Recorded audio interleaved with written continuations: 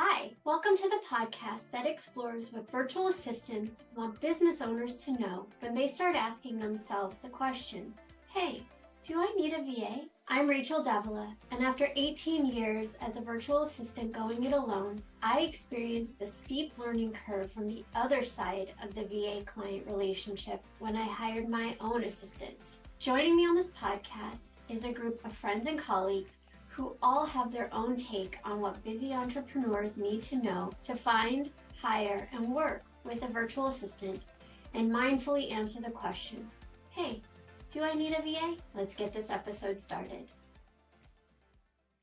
Hi, everyone. Welcome back to a new episode of Hey, Do I Need a VA? The podcast.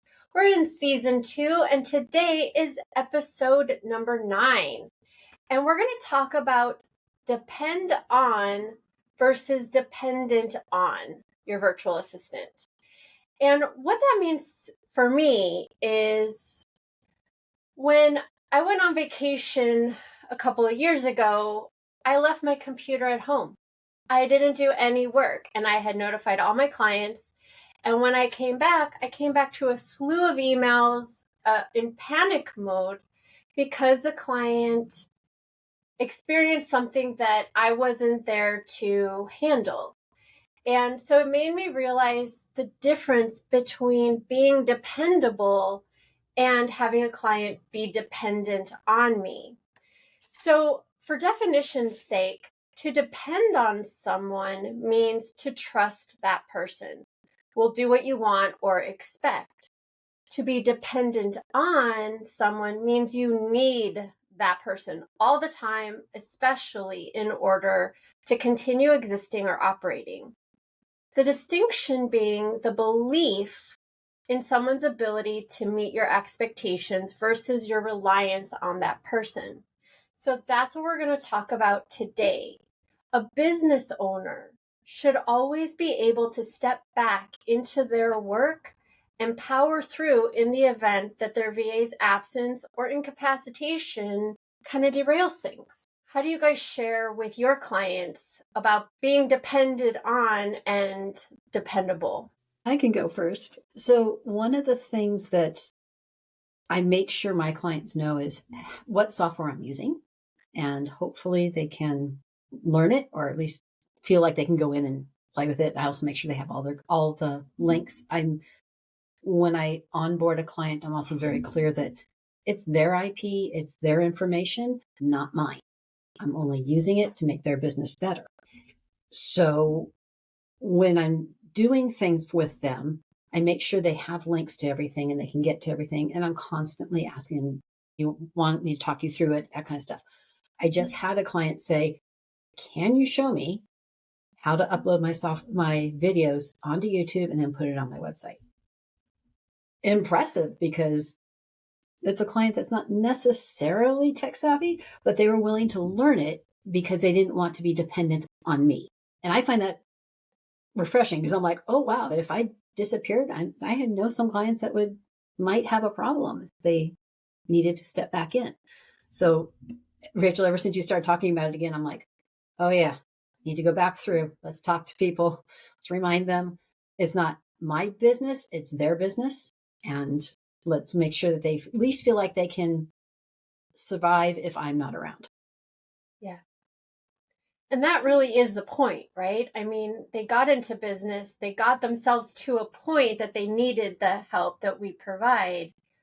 But if something were to happen to us, they still need to be able to run and manage their business. Yeah, I completely agree with everything everyone said. I think that there are some clients, kind of like Leanne was saying, that are less tech savvy than others. And so there are some that, aren't as well versed in like what I'm necessarily doing. And I don't think that's a problem if they're willing to learn if I need to step back.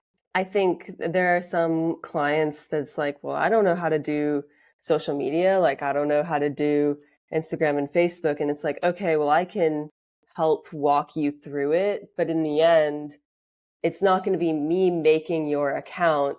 I can post to social media. I can do the hashtags and all of this.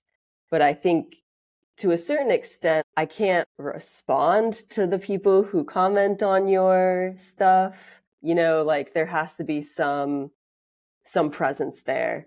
Yeah, I agree. I always try to make sure that accounts we set up are always made not under us, like they're always made under the client's name and login information, and that everything always belongs to them. So like if we're trying to do storage things, if I do store files or assets that we're creating, we might have a backup on ours, but I try to make sure it's also stored somewhere that's theirs, like their Google Drive or something like that. I find that working in cloud-based programs and stuff makes that a lot easier as well for being able to transition back and forth. And with clients that are wanting to learn and things like that, some of the things that we'll do is we'll make like a reference document that is basically like a catalog of all the things that we do. And we'll do training videos and written instructions and things like that so that they have a place that they can go if they can't quite remember or they're not in there. Like I know even for myself, like I built my website ages ago and I have a little thing going on with it now. And I'm like, I can't remember how I did that. Like that was years ago now, right? So now trying to remember that, like, I feel like it's the same for them, right? So if they're not in it all the time, maybe they did know how to post YouTube videos at one point, but they haven't had to do it in a while because we've been doing that for them. Having those reminder videos and stuff, even just to kind of get them going, helps. And being aware that some people are more visual and some people are more like they have an easier time with the written. So what I'll even do is take that transcript from that video and make it into written instructions so that they have both options. And then if they need to hand it off to somebody else while we're out, then that's also a possibility and makes it easier for them. With us being a team, that also is a little bit different because if like when I got sick with COVID, my team jumped in and just took over everything. So that was a little bit of a different aspect there. So if I go on vacation or one of our team members goes on vacation, we have other people there and we capture those processes and things in the background so that if they're gone, we can jump in and be like, oh, you decide to do another podcast. Cool. We can jump in and do that for you or things like that. So we also have that as a backup on what we do with how we do things as well. So Brie brought up a good point. She already has a team to back her up in case of illness or vacation. One of the things that I learned quite late in my business was what happens when I'm out. And it wasn't just going on vacation, because that's something that I can communicate in advance. I can prep clients and get projects done so that there is less of emergencies that come up. But one of my very good friends is the living planner, and she was talking about business contingency plans. Who tells my clients if something happens to me?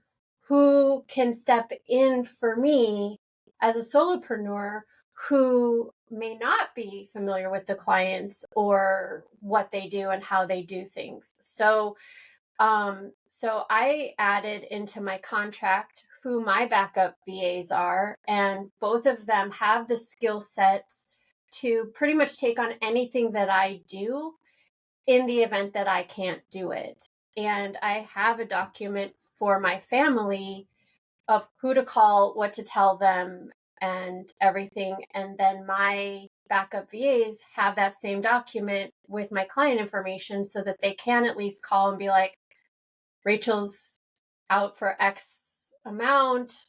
Is there anything that I can help with? Or do you want to manage it while she's gone, kind of thing? And I think, and then I communicated that to my clients because it wasn't in the original contracts that any of them signed. But I feel better knowing that I've got backups who can at least tell my clients, you're on your own, kid, take it from here, or to say, I'm here to help if you need it. That was a huge aha moment, because it's not just if you go on vacation. What if you get sick with COVID and your brain is fogged over and you can't think for 2 weeks, right?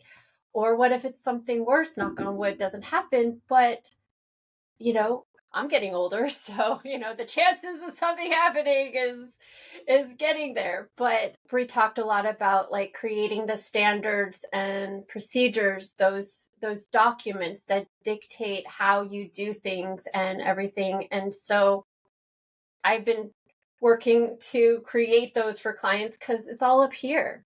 And I don't know if, I mean, for most of them, they could step back in. The processes aren't that difficult. They just rely on me a little bit more. But we've also talked about creating those SOPs so that, one, that they can hand it off to me and I can do it.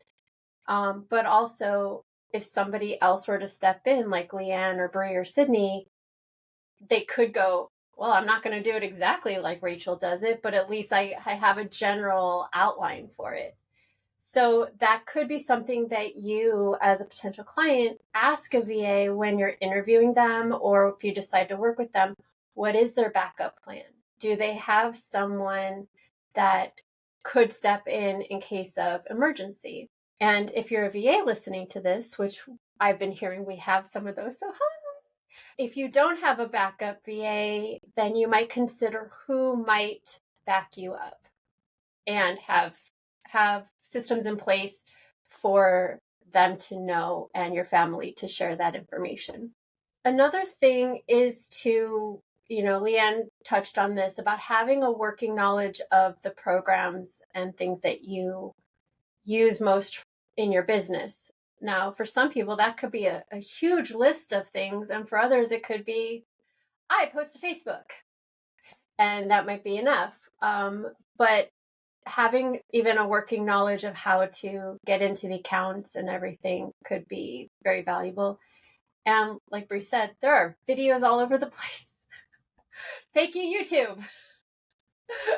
Right? If you don't have a tech-savvy VA to walk you through it and teach you how to do it. And Brie, you also talked about using web-based options so that some of those transitions are seamless. Are there anything else that you guys can think about that can help a potential client not be so dependent on their VA?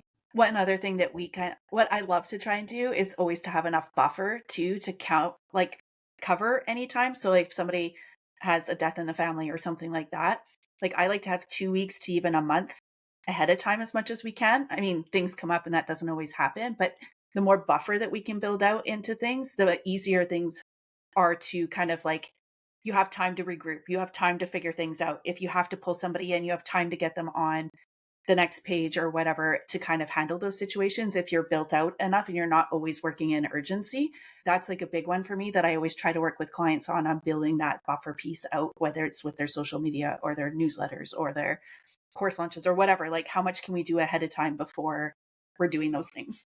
Working to emergencies is not good for clients or VAs.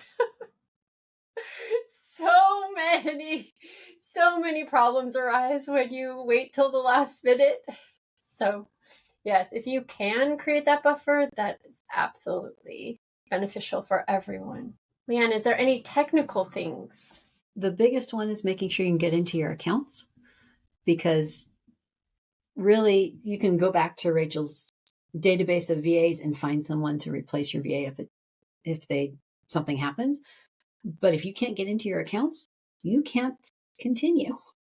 So I always ask my clients to, instead of handing me their passwords, which is definitely a no-no, but making me as a delegate or an admin or whatever the software happens to call it, so that I have my own username and password and they still keep their own.